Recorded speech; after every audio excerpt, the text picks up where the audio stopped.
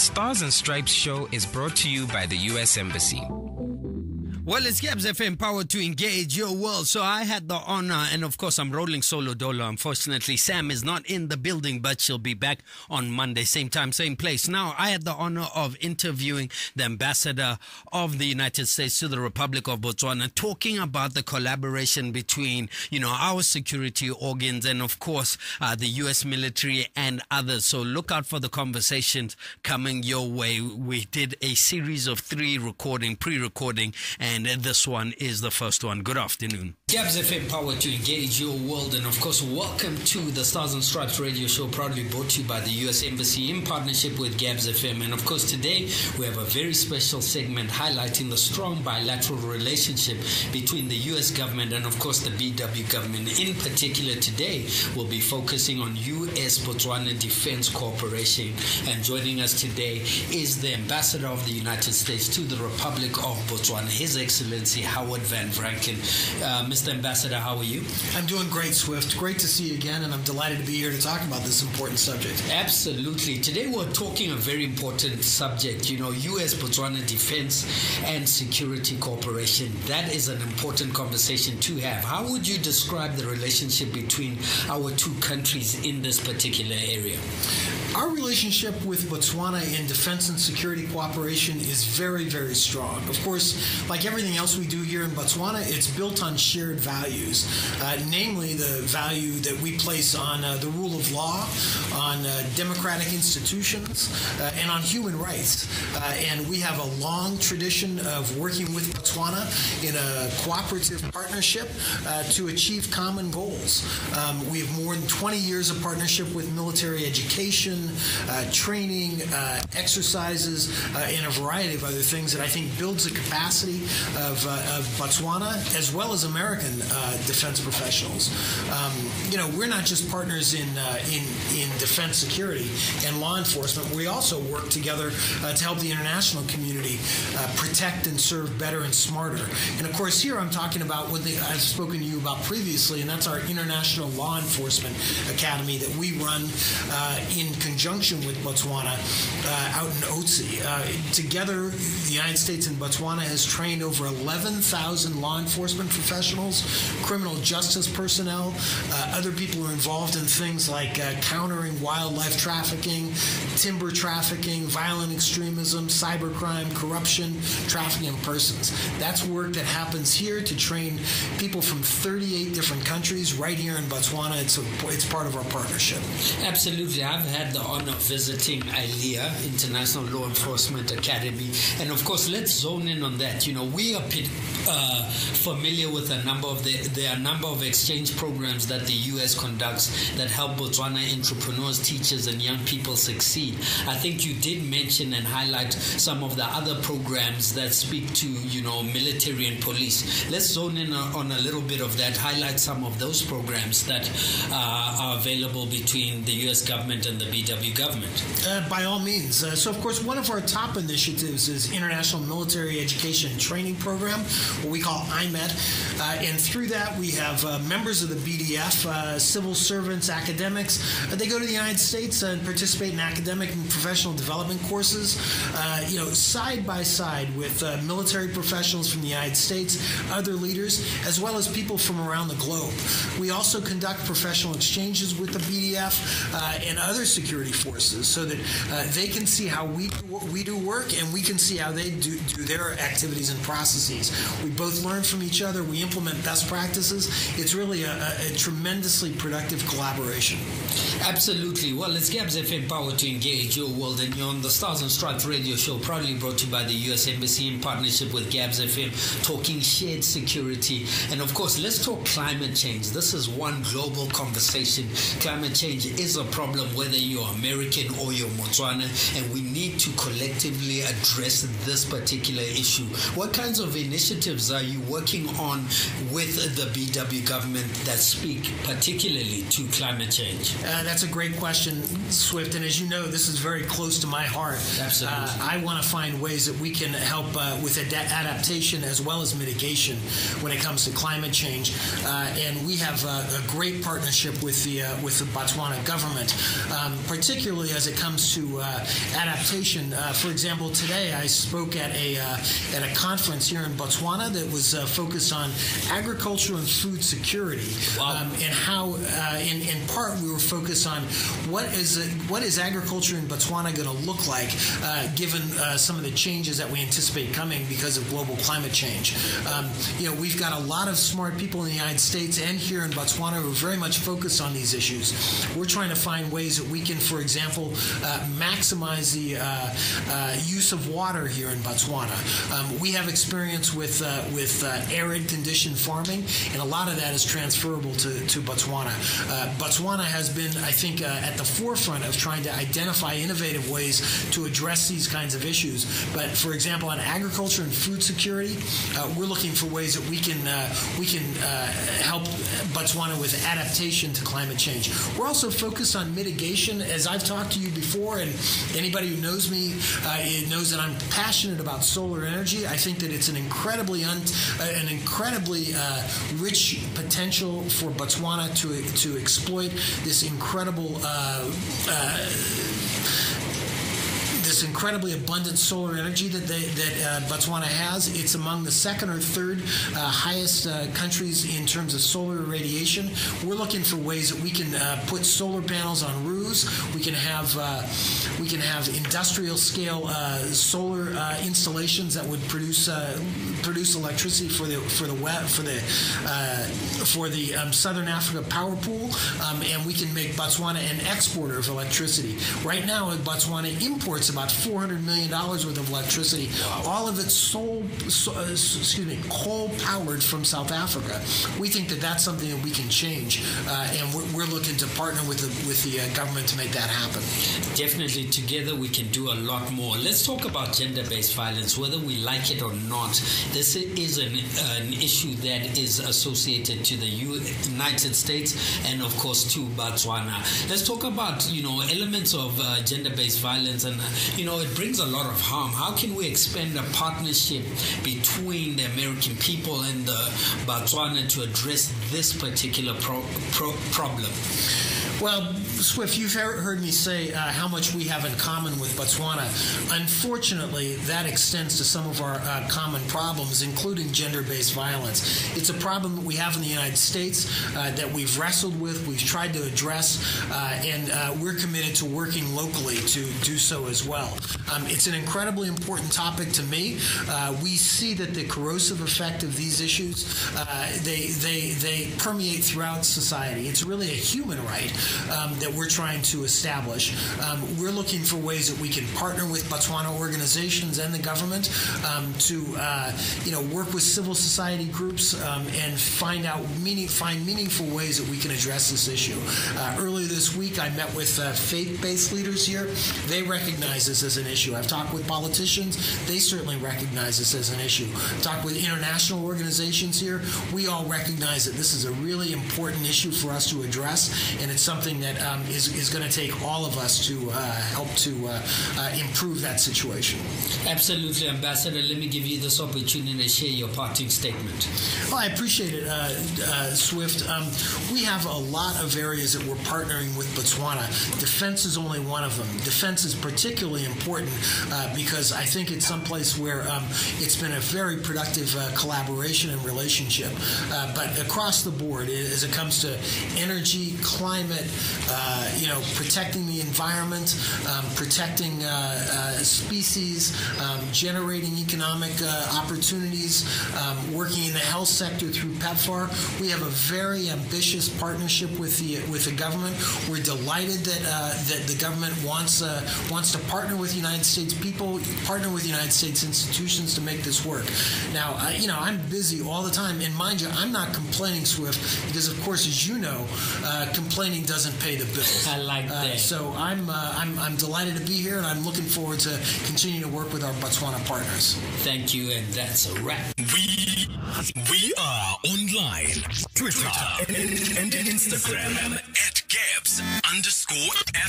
It's Gabs FM, power to engage your world. Ambassador, I did hear that you met with our Minister of Defense and Security, Honorable Thomas K. Musi, recently. What are some of the insights you talked about and the milestones you perhaps discussed?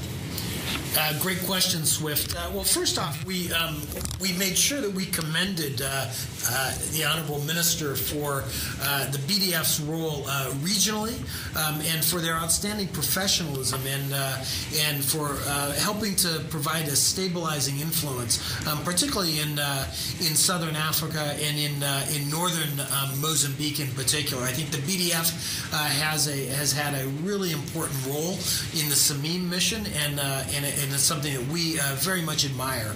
We know that doesn't come about just by chance. It's because of the hard work and dedication and really intelligent approach to these difficult problems by people like the Honorable Minister. And so we're very, very, as I say, we admire it, and we recognize that kind of real leadership.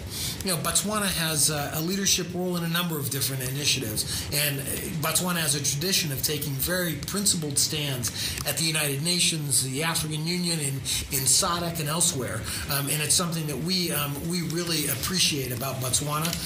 And again, we think that Botswana has an important voice in international affairs, and so we talked about what the Honorable Minister does in terms of his role, and how we can help with that mission by the BDF. Definitely, it goes to show the power of shared prosperity. Shout out to the U.S. government and, of course, the BW government, the Botswana Defense Force, and the U.S. military coming together to ensure the safety of the Republic of Botswana. Good afternoon. Thanks so much, Swift. On air, online, power to engage your world. Gabs FM. It's Gabs FM, power to engage your world, and of course, thank you so much to the Ambassador.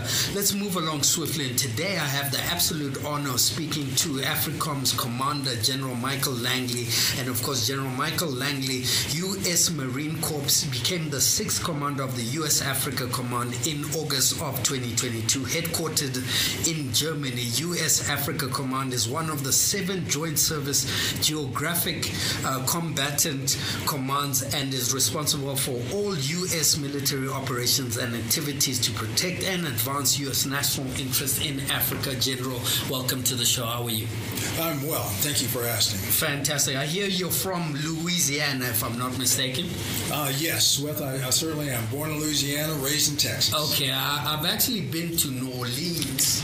Apparently, those of us who say it as New Orleans, you can tell that we're not from New Orleans, right? Like New Orleans. Fantastic. I was there on behalf of, I was sponsored by the U.S. Embassy on IVLP, and I had a great time. It's my favorite part of the United States, just to let you know, okay?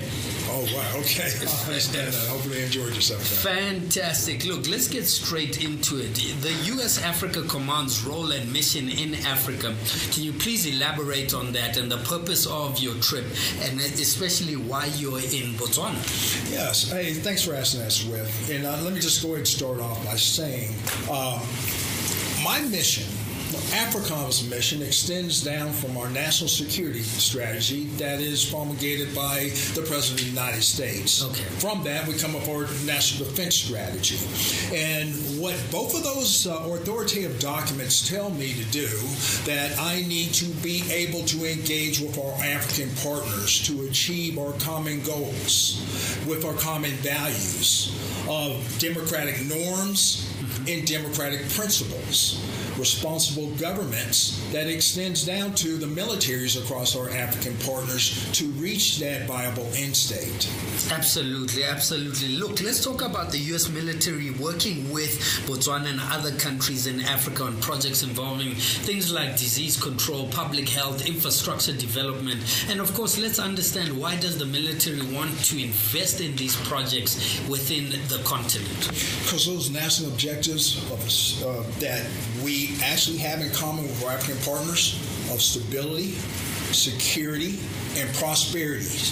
Those are the prerequisites that need to be in place to be able to go through and endure some of those challenges, those drivers of instability, such as strategic health, such as climate change. The populations need their militaries to be able to support them achieve those goals. By closing the civilian-military divide, coming together, especially in consequence, such as natural disasters, so they can endure it and reach those end states of security, stability, and prosperity.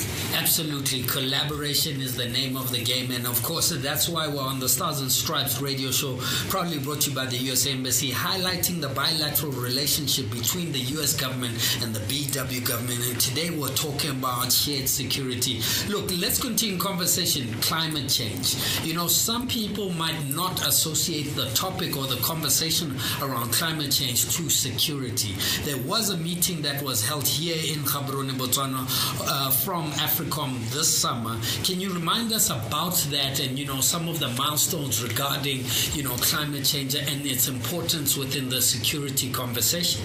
Yes, well, thanks for asking that question. Because that security implications of climate change, that symposium that was here that was held here back in June in Gaborone, the symposium sponsored by U.S. AFRICOM, but with partnership of our Botswana Defense Forces. And this was an Institute of Peace, brought all the leaders together for and representatives from over 36 countries. Wow. To convene together, sharing of ideas, sharing of best practices, and to discuss a collaborative efforts to address climate change and the challenges associated, solutions that will build resilience across our militaries and moreover across our populations and governments. Absolutely. Look, General, we did touch with the ambassador gender-based violence, and it's a common issue whether you're an American or a Botswana. Let's talk about your views on gender-based violence, and how do you see the U.S. Africa Command advancing women's participation in security within the continent? You know, Women's Peace and Security Act was passed years ago. Department of Defense is in the implementation stages. Yeah. For AFRICOM, we didn't wait for clear guidance. We went forward to achieve. Because we're talking about 50% of our talent pool. Wow. Whether you're talking about in the United States or whether you're talking in Botswana. Yeah. Women need to be on an equal footing of opportunities, meaningful employment, and treated on an equal basis. That's in our narrative. That's in our practice. You know my commander? I have a combined joint force commander in the Horn of Africa. Major General Jamie Shalley. She's a woman. Wow. She wasn't put in that place just because she was a woman, because she was the best qualified. Absolutely. That culture resonates. It resonates across the Horn of Africa. It's in Djibouti, and the Djibouti National Command authorities realize that. They see that talent. When they see that, they start looking at their forces. And just got back from Zambia. Zambia, right now, the makeup of their defense forces is almost 30% women. They get it. They took Women's Peace and Security Act seriously. And it's the same here in Botswana. They're making steps to be able to level the playing field and make mention and take the best practices to ensure, in the spirit of this movement, that we level the playing field and give the women the opportunity and meaningful employment and opportunities across all sectors of society. Absolutely. Well, it's Gabs FM Power to engage your world. In general, on a lighter note, I have to inform you that there is a Texas steak, but there is a Botswana steak, and our steak is better. No offense to you. Okay. No offense, but I've got to ask you that you got to try a filet from the Republic of Botswana, and there's no better steak anywhere in the world, okay? Swift, I'll take your advice on that. Fantastic. Mabuitsane. Power to engage your world is on 94.7 FM. Camps FM. Gabs FM, powered to engage your world. And of course, today we're speaking to Maura Boyle, who is the USAID Senior Development Advisor. How are you? Very well. Thank you, Swift. Fantastic. And of course, is it your first time in country? It is my first time in country. Wow. Well, you're looking for a steak. Trust me, the filet, wherever you go, it's the best in the world, okay? Fantastic. Look, let's get straight into it. Of course, there has been a lot of buzz around the $223 million that the United States has set aside for the development across SADC states, the SADC Regional Development Objective Agreement. That's what I'm told it's called. I know there are specific projects that are being worked on, but what do these funds mean to the United States and, of course, the people of the SADC region like Botswana? Thank you for that question, Swift. Before I get there, I just wanted to say a few words about my role at AFRICOM. Okay. Some folks might wonder what USAID is doing at AFRICOM. So Absolutely. I serve as a Senior Development Advisor because, as we heard from the Ambassador and from General Langley, in our U.S. foreign policy and our national security policy, we have a whole-of-government approach, and we have what we call a 3D lens approach, and that is defense, diplomacy, and development. So USAID leads for the United States on the development lens. So that goes a long way in helping us implement our strategy. So I'll leave that there and then answer your question, which I'm excited to answer about the new agreement with SADC that USAID signed recently. We're really excited about it. It's a milestone and is a symbol of the shared vision between America and Southern Africa for a more prosperous and peaceful future. It signifies for us a pledge to work really shoulder to shoulder with SADC countries, respecting the sovereignty of the different countries and helping to unlock so much immense potential that resides within this region. Also, I'd say about this new agreement, it encompasses really a very wide range of potential initiatives that are aimed at improving the lives of people throughout this region of Southern Africa, from promoting inclusive growth to fostering environmental sustainability, to advancing gender equality, as we talked about. Our collaboration with SADC is really multifaceted and dynamic. And just sort of to give an example about the types of things we'll address through this agreement, USAID will support the SADC law enforcement and anti-poaching, or what is known as LEAP strategy, to reduce the rate of wildlife poaching and trafficking of globally significant and threatened flora and fauna species, while increasing the capacity of Southern African countries to counter wildlife crime. That's just one of many, many examples of the things we're excited to do together, shoulder to shoulder with SADC. Absolutely, and I think it goes to show the power of collaboration and, of course, moving the Republic of Botswana in partnership with our regional partners and, of course, the U.S. government. Let me offer you this opportunity to share your parting statement on that note. We are, as I said, very excited. We've been partnering with SADC for a number of years, but this is really a symbolism of a shared enthusiasm of partnership and finding solutions to Africa's challenges together. And so, yeah. Well, it's Gabs FM, powered to engage you all, and don't forget, Botswana steak is the best in the world, okay? I'm happy, and listen, I'm going to go with complaining. Doesn't pay my bills. I like that. Well, good afternoon.